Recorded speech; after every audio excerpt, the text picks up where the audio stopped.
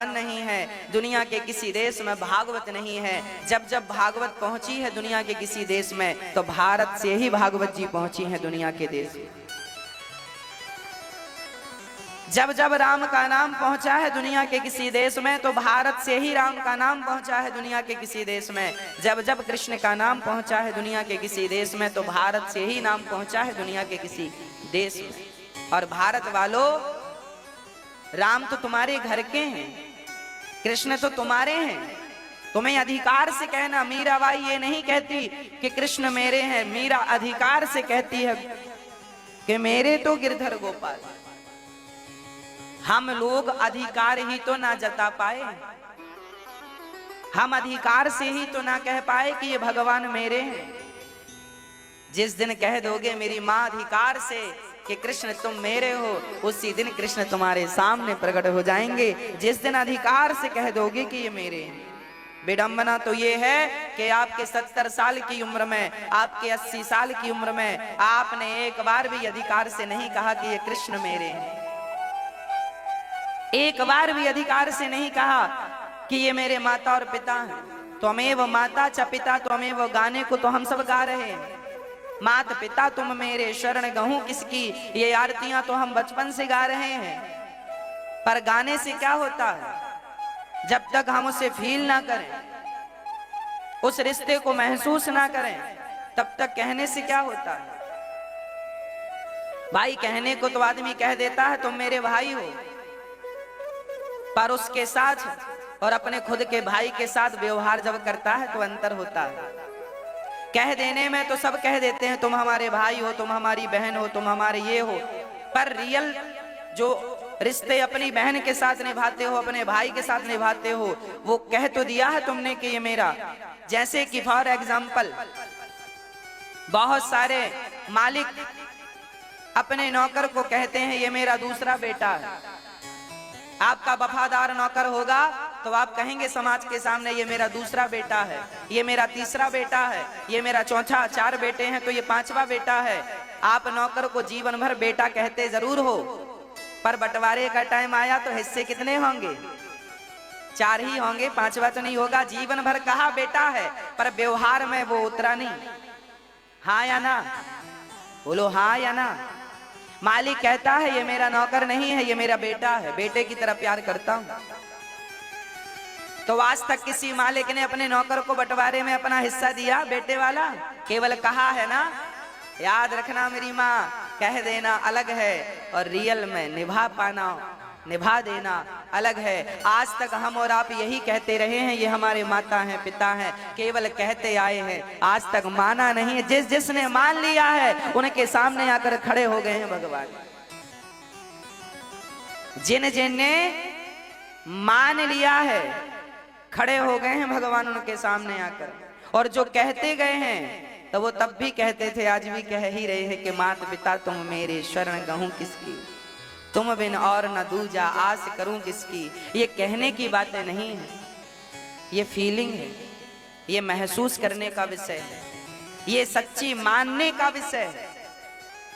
इसलिए मान लो मेरी मां, मान लो। कहने से क्या होगा? कहने को तो बहुत सारी बातें हैं, आप भी कहते हैं, कोई भी कह सकता है। भगवान कहने से नहीं मिलते, भगवान फीलिंग है, एक भाव है, वो हृदय में उतरने वाली बात है। मैं कृष्ण से प्यार करता हूं, बस करता हूं। कितना करता हूं किसी को कैसे बताया जाए? आप जब भगवान से प्यार करेंगे तो इसकी पहचान क्या है वो मैं आपको बताता हूं। जब आप कृष्ण से प्यार करेंगे, जब आप राम से प्यार करेंगे, जब आप भगवान नारायण से प्यार करने लग जाएंगे, तो फिर क्या होगा? फिर तुम्हें संसार में कण कण में जहां देखोगे वहां तुम्हें बस अपने कृष्ण ही कृष्ण नजर आएंगे। जहां देखोगे बस वहां राम नजर आएंगे, जहां देखोगे वहां नारायण नजर आएंगे। बस जहां तुम्हें सब में परमात्मा का दर्शन होने लगे और 24 घंटे में तुम कम से कम 10 घंटे भगवान के साथ भाव से गुजारने लग जाओ, बस यही प्रेम की निशानी है, प्यार हो गया। अब भगवान मिलने के करीब हैं। कल हमारे पास गंगोत्री से एक संत आए, कल की बात। कल हमारे पास गंगोत्री से एक संत आए। वो ऐसे संत हैं कि जब पट बंद हो जाते हैं बद्रीनाथ जी के, तो भी वो वहां बर्फ में ही रहते हैं। 12 महीने जो बर्फ में रहते हैं, वो संत कल आए, हमने दर्शन किया। उन्होंने कहा, हमने पूछा कि हिमालय में ऐसे कितने संत हैं। उन्होंने बताया, महाराज जी 30-35 संत ऐसे हैं जो कभी वापस नहीं आते। 12 महीने वहीं बर्फ की चादर में रहकर ही ध्यान मग्न समाधि में डूबे रहते। हमने कहा कि ऐसे संत, उनके बारे में बताइए, कोई विशेष बात बताइए। तब उन्होंने बताया, उन्होंने कहा कि गंगोत्री से 1 किलोमीटर ऊपर गंगा के किनारे एक कुटिया में, एक गुफा में एक महात्मा जी रहते हैं। उनका दर्शन दुर्लभ है। उन साधु की साधना क्या है? बोले वो तपस्वी ऐसे हैं कि 1 घंटा उनके रोने की साधना चलती है। दिन भर वो साधना अपनी कुटिया पे करते हैं, गुफा पे, और 1 घंटे रोज सुबह 10 से 11 वो गंगा जी के किनारे आते हैं और गंगा जी के सामने आकर सिर्फ रोते हैं। 1 घंटे की साधना केवल रोने की है। रोना भी एक साधना है साधक के लिए। भगवान के प्रेम में, भगवत भक्ति में कोई साधक रो रहा है, रोना भी एक साधना है। वो साधु रोज सालों से ये परंपरा निभा रहे हैं। 1 घंटा रोज गंगा जी के पास आकर रोते हैं। और वो संत बता रहे थे कि गंगा मैया उनसे प्रत्यक्ष बात करती हैं, गंगा जी से उनकी बात होती है। ये भागवत प्राप्त संत हैं। ये संत हिमालय से नीचे नहीं उतरते और वहां तक पहुंचना भी सबके बस की बात नहीं। यदि हिम्मत है तो जाकर देख सकते हैं। पर आज भी ऐसे ऐसे भक्त हैं जिनकी प्रत्यक्ष बात होती है श्री गंगा जी से। ऐसे ऐसे भगवत प्राप्त संत हैं जिनकी बात भगवान से होती है प्रत्यक्ष। पर आज ये बात संसार के लोगों को जल्दी से पचेगी नहीं। इसलिए नहीं पचती क्योंकि लोगों के अंदर इस प्रकार की श्रद्धाएं नहीं है, आस्था नहीं है। आज की बुद्धि संशय वाली बुद्धि। कभी वक्त मिले, ऐसे संत गुप्त में रहा करते हैं। मात्र 35 संत ऐसे हैं जो हिमालय की उन चोटियों में 12 महीने रहते हैं, निरंतर रहते हैं, कभी बाहर नहीं आते और दिगंबर रहते हैं। वस्त्र भी पहने तो पहने, नहीं तो बिना वस्त्र के संत हैं। वहां तो भगवत प्राप्ति के लिए बैठे हैं। मैं समझ गया कि ये 35 संतों की तपस्या ही हम 135 करोड़ लोगों को सुरक्षित रखी हुई है। इनकी तपस्या ने, इन महान संतों की तपस्या से हम सुरक्षित हैं। जैसे हमारे देश के जवान से हम सुरक्षित हैं, उसी प्रकार हमारे देश के ऐसे महान संतों के प्रेम के कारण हम सभी पर भगवत कृपा बनी हुई है। ये भारत टिका हुआ है। इस भारत भूमि पर कितने लोग आक्रांता ना आए, भारत पर आक्रमण किया। कभी अंग्रेज आए, कभी मुगल आए, लाखों हिंदुओं को कत्लेआम किया, करोड़ों हिंदुओं को मारा। दुनिया में बहुत सारे लोग अपना अस्तित्व मिटा चुके हैं। पर ये सनातन धर्म का अस्तित्व मिटाने वाले 1000 बार आए, 1000 बार आक्रमण हुआ, पर सनातन धर्म का अस्तित्व इसलिए नहीं मिटा क्योंकि कुछ संत अभी भगवत प्राप्ति में लगे हुए हैं। उनकी तपस्या से हम सब सुरक्षित हैं। कहते हैं बाढ़े पूत पिता के धर्मा, कहावत बड़ी प्रसिद्ध है। बाढ़े पूत पिता के धर्मा, इसका अर्थ क्या है? इसका अर्थ यही है कि पिता धर्मात्मा होता है तो पिता के धर्म के कारण उसके पूत मतलब बेटा, उसका बेटा बढ़ता है, मतलब तरक्की करता है, समृद्धवान बनता है, नाम कमाता है। बाढ़े पूत, पिता धर्मात्मा होगा, पिता के धर्म से, पिता के तपस्या से पुत्र का नाम होता है। पिता धर्मात्मा होगा, तपस्वी होगा, उसकी तपस्या का फल उसके बेटे को मिलेगा। उसी प्रकार ये साधु संत हम सबके माता पिता की तरह हैं, पालनहार हैं। इन संतों की तपस्या के कारण हम भारतवासी फल और फूल रहे हैं, इन संतों की तपस्या के कारण। इसलिए धोखे से भी किसी साधु का अपमान ना कीजिएगा, धोखे से भी किसी महात्मा का अनादर ना कीजिएगा। हम सम्मान नहीं कर सकते तो अपमान क्यों करें? जीवन में एक बार हमारे घर में कोई भीख मांगने आ जाए, पहली बार आया है और लोग पहली बार में ही दुत्कार देते हैं, अरे कमा कर नहीं खा सकता, बड़ा हट्टा कट्टा है। तो मुझे ये बताओ, तुमने उसे कितनी बार खिलाया है? आज पहली बार देने का मौका आया तो दिया कुछ नहीं और मुंह और चला दिया, दी एक रोटी नहीं और बातें गठरी भर कर दी। एक दिन देने में सीधा मना कर दो ना कि हम तुम्हें नहीं देंगे, बकबक करने की क्या जरूरत है? उपदेश क्यों देते हो कि कमा के खा नहीं सकता, तुम क्यों कहते हो ये? अरे साधुओं की साधना होती है, मधुकरिया साधना होती है। मधुकरिया जानते हैं? मधुकरिया साधना बोलते हैं जैसे मधुमक्खी हर पुष्प से जाकर रस इकट्ठा करती है मधुमक्खी, उसी प्रकार साधु संत थोड़ा थोड़ा मांगते हैं और मांग करके माना कि आज समाज में कुछ ऐसे लोग हैं जो ऐसे का गलत उपयोग करते हैं, पर सब तो नहीं।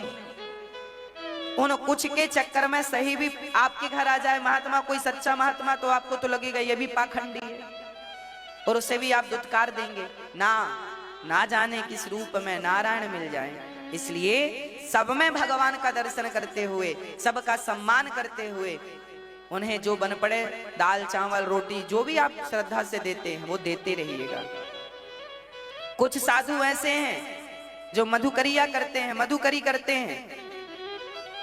मैं भी जब मेरी उम्र होगी, मैं भी जब साधु बन जाऊंगा तो मैं भी मधुकरिया करूंगा। मधुकरी का अर्थ क्या होता है? घरों में जाकर के थोड़ा थोड़ा मांग लेना, और याद रखना जिस घर में वो साधु भीख लेने पहुंच जाते हैं तो आप तो उन्हें एक कटोरी चावल देते हैं, पर वो कटोरी भर चावल तो लेते ही हैं, आपका सारा दुख दर्द लेकर के चले जाते हैं। वो संत होते हैं, मधुकरी बोलते हैं उसे। मधुमक्खी की तरह जीवन यापन करने वाले को मधुकरिया संत बोलते हैं। थोड़ा थोड़ा सबसे ले लिया और फिर उसे पकाकर रोज नहीं मांगते। एक दिन जाते हैं भाई, भजन में बाधा रोज पड़ेगी, रोज भजन करते हैं, हफ्ते में एक दिन जाते हैं, मांग कर ले आते हैं 10-20 घर में ले आए तो हफ्ते भर का हो गया, रखा है, रोज 2 रोटी बनाई, खाया, भजन किया। जो थोड़ा थोड़ा मांग कर हफ्ते में एक दिन, महीने में एक दिन मांगते हैं और महीने भर भजन कर, उसे मधुकरी संत बोलते हैं। ऐसे संत अब बहुत कम हैं, बहुत कम हैं। ये संत जो हिमालय में हैं, इनमें भी कुछ संत मधुकरी संत हैं, थोड़ा सा मांग कर अपना निर्वहन करते हुए भगवत प्रेम करते। भाई भजन करने के लिए भी तो पेट में रोटियां होना जरूरी है, कहो। फिर वो उच्च कोटि की स्थिति में जब कोई पहुंच जाता है तो फिर तो ध्यान लग जाता है, तो महीनों के लिए समाधि लग जाती है, फिर तो वहां रोटी पानी की जरूरत नहीं पड़ती। वो एक आखिरी स्थिति है, उस स्थिति तक भी पहुंचा जा सकता है, पर उस स्थिति तक पहुंचने के लिए अभ्यास करना पड़ता है थोड़ा थोड़ा। पहले खाओ, फिर तो पहले रोज खाओ, फिर 3 दिन में एक बार खाओ, फिर 6 दिन में एक बार खाओ, फिर 15 दिन में एक बार खाओ, फिर 1 महीने में एक बार खाओ, फिर 6 महीने में एक बार खाओ, फिर साल में एक बार खाओ, फिर धीरे धीरे खाना पीना छूट जाता है। ये स्थिति धीरे धीरे, एकदम से स्थितियां नहीं आती। ध्रुव जी ने भी ऐसे ही किया था, 3 महीने में 3 दिन में एक बार खाते थे, फिर 6 दिन में एक बार खाते थे, फिर 9 दिन में एक बार खाते और भगवान का चिंतन करते थे। ऐसी कठिन साधना करनी चाहिए। अभी तो मैं आप माताओं की सेवा में लगा हूं, जब मेरी उम्र हो जाएगी तो मुझे भी आप सभी की सेवा का दायित्व पूरा करके मुझे भी यही जीवन जीने जाना है। क्यों जाना है? क्योंकि मानव तन की सार्थकता यही है। अभी बिहारी जी ने जिम्मेदारी दे रखी है माताओं की सेवा की, अन्न क्षेत्र की सेवा की, सो मैं कर रहा हूं। जब मेरा वो वक्त आएगा जब मैं इन जिम्मेदारियों से निवृत्त हो जाऊंगा, तो उस जिम्मेदारी को पूरा करने के बाद हमें भी वहीं जाना है, हिमालय की चोटियों में, और जहां वो संत सेवा में लगे हुए हैं भगवत प्राप्ति की। अरे जीवन की आखिरी श्वास तो भगवान के लिए ही निकलनी चाहिए। यदि आखिरी श्वास भगवान के लिए निकल गई तो जीवन में जितनी श्वासें तुमने ली हैं सारी श्वासें सफल हो गई, और आखिरी श्वास भगवान के लिए ना निकली तो सारी श्वासें बेकार हो गई। आखिरी श्वास को सफल बनाने के लिए, उस स्थिति तक पहुंचने के लिए साधना करनी पड़ती, साधना के लिए तैयार रहना पड़ता है। इसलिए मैं हिमालय के बारे में जानकारी जुटाता रहता हूं। क्यों जुटाता रहता हूं? क्योंकि आखिरी वही है, वहीं जाना है, वहीं भगवत भक्ति। संसार में आप जब तक जिम्मेदारियों में हैं निभाइए नहीं। कर्मण्यवाजी का रास्ते, पहले अपना कर्म कर, अपने कर्म को करता हुआ ईमानदारी से, भगवत भक्ति करता हुआ ईमानदारी से। जब तक आप लोगों को बिहारी जी ने अवसर दे रखा है, जाओ, पहले बिहारी जी ने मुझे एक जिम्मेदारी दी है, जाओ पहले भारत के संपूर्ण प्राणियों में भगवत प्रेम जगाओ। और जब आप सभी में भगवत प्रेम जाग जाएगा, जब आप सभी की आंखों में बिहारी जी को पाने की आंसू होंगे और लालसा होगी, तब मेरा इस धरती पे आने का उद्देश्य पूरा हो जाएगा और बस वो यात्राएं चालू हो जाएंगी। हर व्यक्ति इस धरती पर किसी न किसी उद्देश्य के लिए आता है। हर प्राणी इस धरती पर किसी न किसी उद्देश्य की पूर्ति के लिए आता है। बात ऐसी है कि कुछ अपना उद्देश्य याद रखते हैं तो कुछ अपना उद्देश्य भूल जाते हैं। संसार का प्राणी संसार की आपाधापी में पड़कर अपने उद्देश्यों को भूल चुका है। तुम क्यों आए हो इस संसार में, क्यों जन्म लिया है तुमने, सब भूले पड़े हैं। जिन्हें याद है वो अपने उद्देश्य की ओर आगे बढ़ रहे हैं, और हमारा अंतिम लक्ष्य है भगवत प्राप्ति, भगवत प्राप्ति, भगवत प्राप्ति। बस पहला लक्ष्य भी वही, आखिरी लक्ष्य भी वही। अभी समाज में रहकर, आपके मध्य रहकर, आपको कथा सुनाकर आपके हृदय में भगवत भक्ति जगाना, ये मेरा उद्देश्य है। फिर वो जो संत बैठे हैं, उन संतों की तपस्या से हम सुखी हैं, आप सुखी हैं। बस हम सभी को भी ऐसी तपस्याएं करनी चाहिए। भगवान की पावन चर्चा जितनी हम कर सकते हैं कर लो। भारत जी से एक अपराध हो गया। क्या अपराध हो गया? बोले भरत जी, मनु जी महाराज के दूसरे बेटे का नाम था प्रियव्रत, जिनका विवाह विश्वकर्मा की पुत्री बर्हिष्मती से हुआ था। इन्हीं के वंश में हुए थे श्री आग्नेत्र, प्रियव्रत जी के पुत्र आग्नेत्र, फिर इनके नाभि, फिर अंग, फिर ऋषभदेव जी। ऋषभदेव जी के 100 बच्चे हुए, सबसे बड़े का नाम भरत था।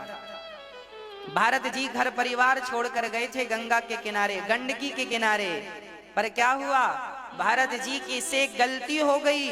क्या गलती हो गई? भारत जी मरते समय मृग के चक्कर में पड़ गए कि मृग का बच्चा पानी में बह रहा था, भारत जी ने बचा लिया, नदी से पकड़ कर ले आए, पाल लिया।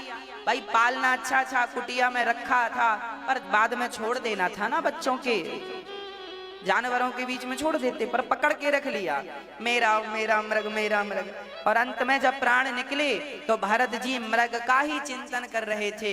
मृग का चिंतन करते करते प्राण त्यागे तो अगले जन्म में उन जैसे महापुरुष को मृग बनकर आना पड़ा। भारत जैसे महापुरुष को क्या बनकर आना पड़ा मेरी माँ? मृग बन करके आना पड़ा। तो ये भारत जी से गलती हुई, तो क्या ये गलती हमें और आपको भी करनी चाहिए? भाई दर्पण क्यों है हमारे सामने? आपके सामने दर्पण क्यों है? दर्पण इसलिए तो है कि जहां कुछ बिगड़ा है सुधार लो। दर्पण क्यों है? सुधार लो।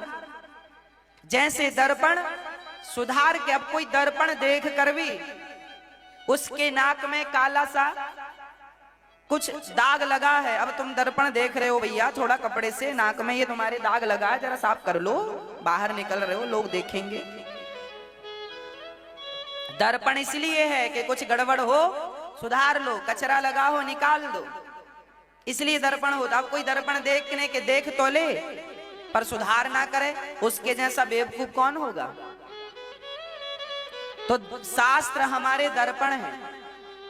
भारत जी की कथा हमारे लिए दर्पण है कि भारत जी ने मन मृग में लगाया तो वो मृग बन गए। और तुम भारतवासियों, तुम सुन रहे हो ये कथा, अब तुम ना संसार में मन लगाना, नहीं तो तुम भी मृग बनोगे, वही बनोगे जहां तुम्हारा मन लगा है आखिरी समय में, अंते यामति सागति।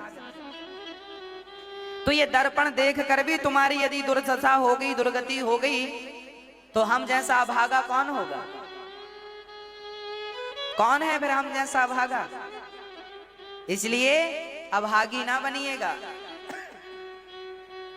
भारत जी जैसे महान संत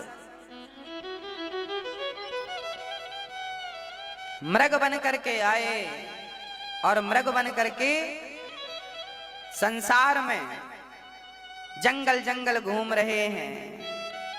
पर भरत जी तपस्वी थे, इसलिए उन्हें मृग की योनि में भी सब पता था। मैं संत था, मृग के चक्कर में भरत जी ने वो मृग का शरीर छोड़ा और तीसरे जन्म में फिर से वो एक मनुष्य पंडित जी के घर में पैदा हुए। देखो आखिरी समय मन बिगड़ जाने से 3 जन्म खराब हो गए।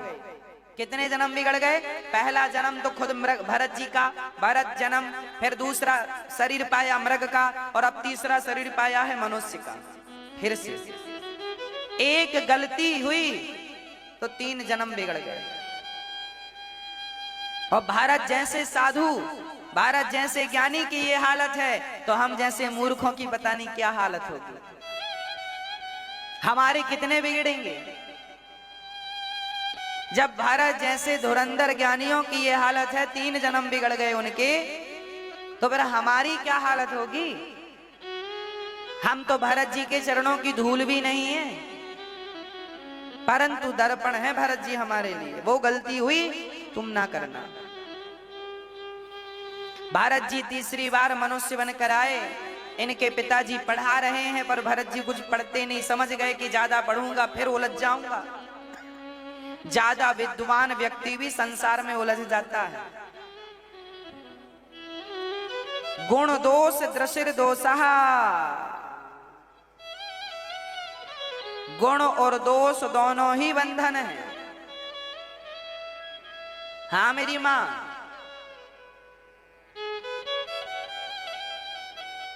ज्यादा ज्ञानी हो जाए कोई, उसे भी अहंकार आ जाता है। भारत जी को लगा मैं ज्ञानी नहीं बनना चाहता, पिछली बार बड़ा ज्ञानी था तो मृग के चक्कर में फंस गया, इस बार ज्ञानी बनूंगा पता नहीं कहां फंसूंगा। भरत जी ने बोले ही नहीं, गूंगे रहने लगे। लोग कहते हैं जड़ है, मूर्ख है, नाम ही रख दिया दुनिया ने जड़ भरत। क्या नाम पड़ा? जड़ मीन्स मूर्ख, मूर्ख है ये, नाम पड़ा जड़ भरत। और मैं आपसे कह दूं मेरी माँ, ज्यादा ना बोला करो। आप लोग ज्यादा होशियार बनते हैं। हम लोगों को देखते हैं ट्रेन में बैठे हैं और दो लोगों की बातें चल रही हैं तो तीसरा भी कूद पड़ता है। वो कहता है हमसे सुनो, हमें सब पता, जिस सब्जेक्ट की तुम बातें कर दो। सुनता कोई नहीं है, जबरदस्ती ज्ञानी बन रहा है। क्या जरूरत थी तुम्हें कूदने की, चुपचाप बैठे